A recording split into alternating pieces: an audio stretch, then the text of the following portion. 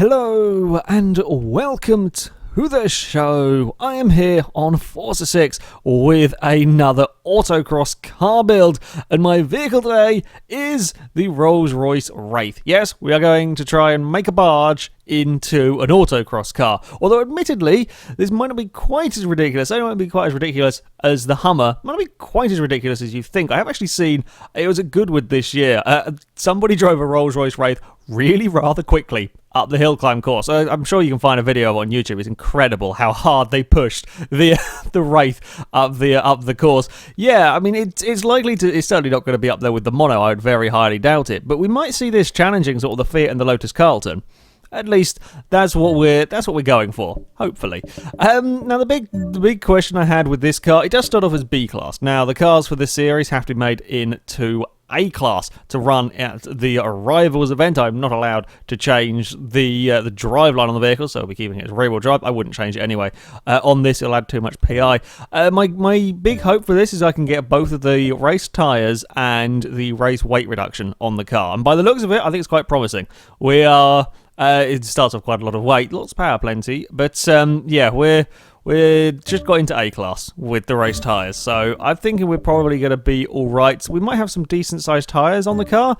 Indeed, we do. 335s. That'll take that on the back. 305s on the front, actually, pretty big for the front wheels on here. Which is good because we've got a lot of car to be moving around. Now, can we get the weight reduction? Oh, bugger. Crap, the tyre width's added too much PI. Oh, now this is a horrible conundrum. This is exactly what I didn't want to have happen. Okay, will the roll cage lower PI? It'll lower it by 2. Then will this work? Oh, it does! It does the trick! Oh, but then if I do that, I'm not going to get the PI for brakes either, am I? I don't think. Or race suspend. Oh, for God's sake. This is exactly what I didn't want the car to have happen to it. Okay, right. Back to default. Okay, things that we are going to want. We are going to want brakes. Most definitely, braking is very, very important in autocross. We're going to want race suspension so we don't wallow around all over the place. Probably going to want the race front and rear anti-roll bars. Now, I do want the weight reduction. Now, this is going to mean I'm going to have to sacrifice the tyres. We do most definitely want the race weight reduction. We're going to want a roll cage as well. We're going to want to have as stiffer a chassis as possible. Now, the trade-off is, as I said, we're not going to get these race tyres. So, we could get... Now, do we go for race tyres and keep the standard tyre widths, or do we go for sport tyres and go for maximum tyre widths? Oh, this is a really awkward idea. We might... crap. It doesn't lower the PI. Bugger it. I was hoping that the wing would lower the PI. It doesn't. Oh, this is a really awkward one to... build. Now, certainly from my investigations on Forza 5, big tyre widths are preferable over tyre compound itself. I don't know whether it'll apply on here. I would quite like the big tyre widths on here. What are we standard? 285s. I think I'm going to go big tyre widths and the... It's a really, really awkward decision. I think we're going to go for that, though. Then again... hold on. Okay, right, idea. So that adds 0.07. That adds 0.11. These doesn't tell me what it adds, but they do add grip. I'll probably add acceleration. Actually, now I'm thinking about it. I'm thinking for autocross, I might be better off because... what we're doing here, it's just grip, whereas with the tyre widths, that's to do with kind of normal racing and for kind of PI gain for normal racing. So yeah, okay, right, change of plan. I'm still not sure if I've made the right decision on that one. 695, not got much PI to play around with anymore. We have got all the handling parts. Are we going to want a gear? No, we're not getting a gearbox. Whether we want one or not, we're not getting it. Let's put a diff on the car just in case. It's pretty much free PI-wise. Now, we could get drive... I wonder if we can get exhaust. Probably not get exhaust on. Can we sneak? Oh, we can sneak an exhaust on. Save a little bit, save £20 almost on the weight, and we get another 3 horsepower and 3 torque. So, yeah, we'll sneak the exhaust on. I don't know if any of these, like air filter, maybe. Oh, we can get another 5 horsepower, and again, another £4 off the weight. Sure, let's do that. 632 horsepower. Oh dear. This is, an interesting car. I'm not sure how we're going to fare. It is just the most awkward of PIs. I can't quite get what I want. And that's the difficulty with building an A-class car. Can we sneak a clutch in? No, we can't. I'll just check a flywheel. Yeah, the difficulties with building a car to kind of sort of this kind of class, we're limited by what parts we can have, and you have to make compromises. I think I've made the right decision over the course. If I was doing a normal race, I would go for the tier down tyres with the tyre widths, but I think for autocross, we're going to want what I've gone for. I might have made a wrong decision. I'm hoping I haven't. This is going to be an interesting one, though.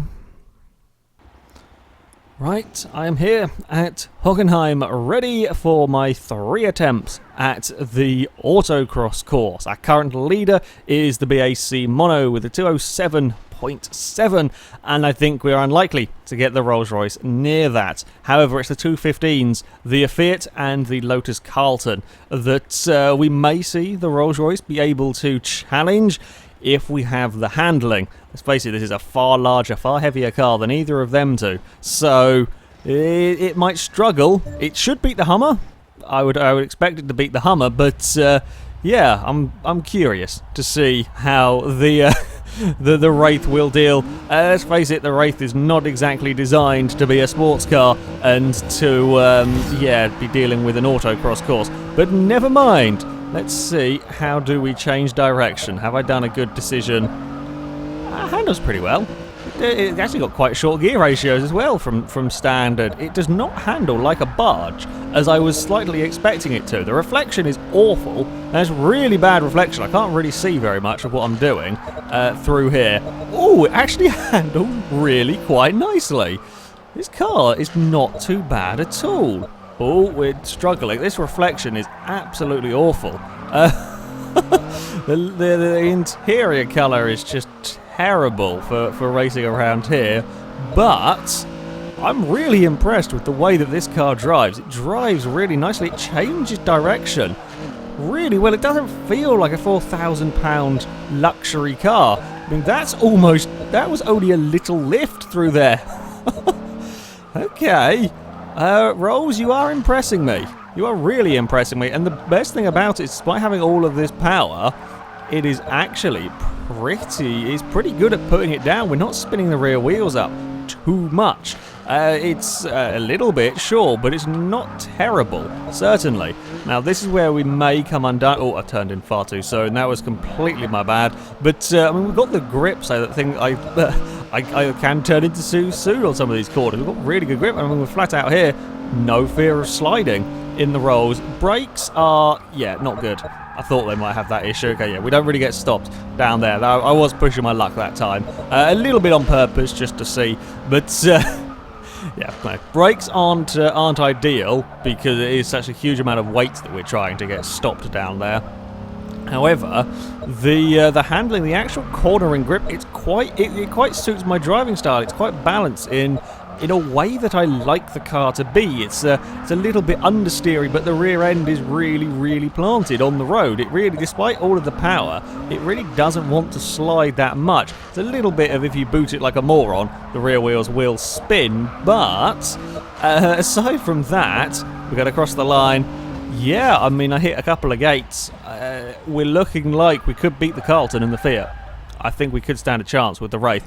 It's really not as bad as you might expect. I'm quite impressed with this car. Okay, second attempt. Don't outbrake myself. Don't outbrake myself into corners. We don't get stopped too well, but we can be very, very fast through the 2 quick gates. We can carry plenty of speed with this. There's more than enough grip. I really wasn't expecting it to be able to carry that speed. At some of the slower gates, we may struggle a little bit more. Also, remember to change gear. Gear ratios are a little peculiar on this car. Again, not quite. I was expecting to have perhaps silly long gear ratios because we've got just a standard gearbox in this car. But no, it actually does pretty well. And that's really good change of direction.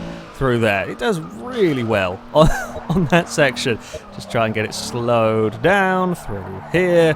There we go, we're fine. Oh, spinning the wheels up a little bit more. And wait to get on the power, because otherwise we will run a little bit too wide through there. Yeah, I am genuinely amazed by just how well this car is changing direction through this course. I'm not sure we can quite be flat out through here, but it's really not far off.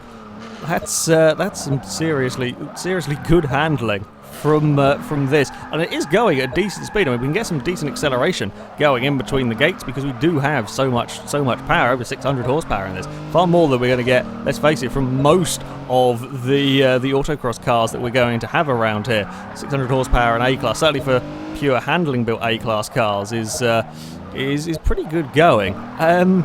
The reflection is really annoying. There are a couple of these places where I'm wanting to turn into... okay, that time we may have got it a little sideways, so we've got to brake a bit earlier through here. I shall remember to do that. There we go. We're sorted it out. I may have braked a tad too early that time around. Careful now. Oh, there we go. Flat out through the wiggly bit. Make sure we get on the brakes nice and early for the hairpin. Right, and then remember, the gates out wide a little bit over that side. We're fine. Don't look at the time. I don't want to know. I think we're doing quite well though for actual lap time. Oh, make it around the gates. I mean, if I am a real moron with the throttle, it slides, but it's really controllable with it as well. I mean, you have to be a real idiot to get this car sliding, and when it does so, it's really quite controllable in doing it. And then booted out of there. Oh, it's going to be close to 15.9 for the Rolls Royce Wraith. All right, we're a few tenths down. Just a few tenths down on the Carlton. I think we can do it.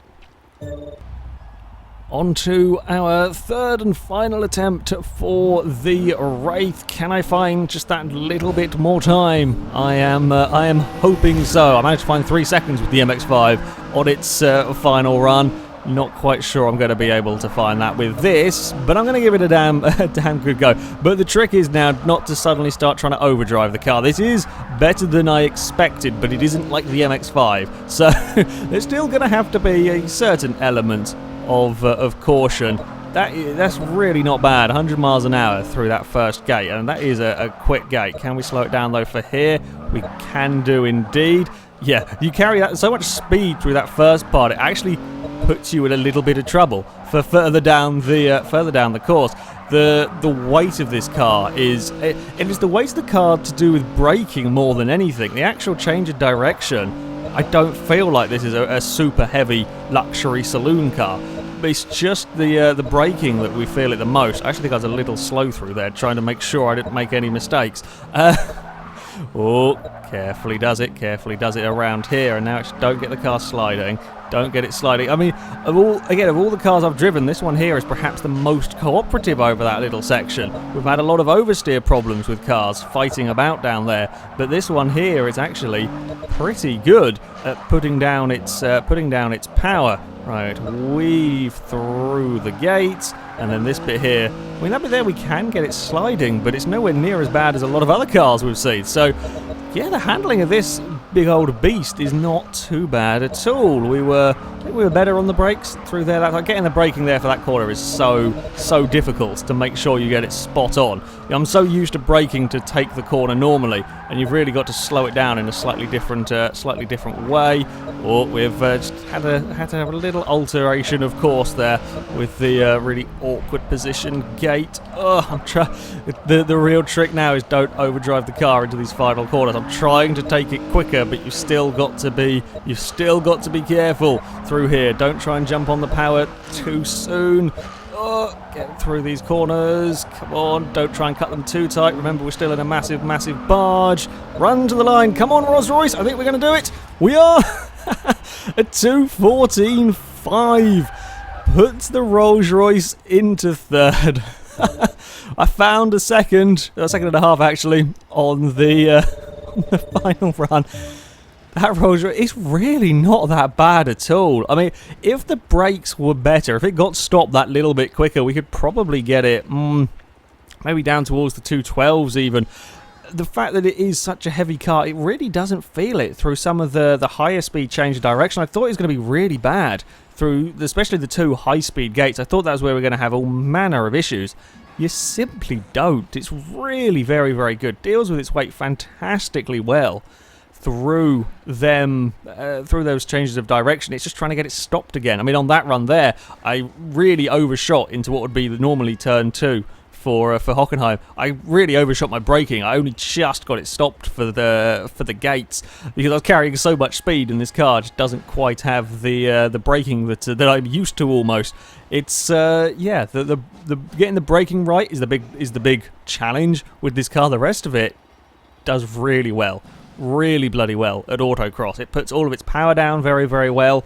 And yeah, the 2 big oversteery places that have had issues with other cars in, the Rolls Royce doesn't really have the same problem. So yeah, the Wraith goes into 3rd. It beats the Fiat 8V Supersonic. It beats the Lotus Carlton. Admittedly, yes, it is a fair way down on the MX-5 and the Mono, but I think that's a really impressive time. Rolls Royce is actually a really rather nice car to drive for Autocross, which is a slightly unexpected conclusion. But there we go. That is it for this video, guys. Thank you very much for watching, and until next time, goodbye.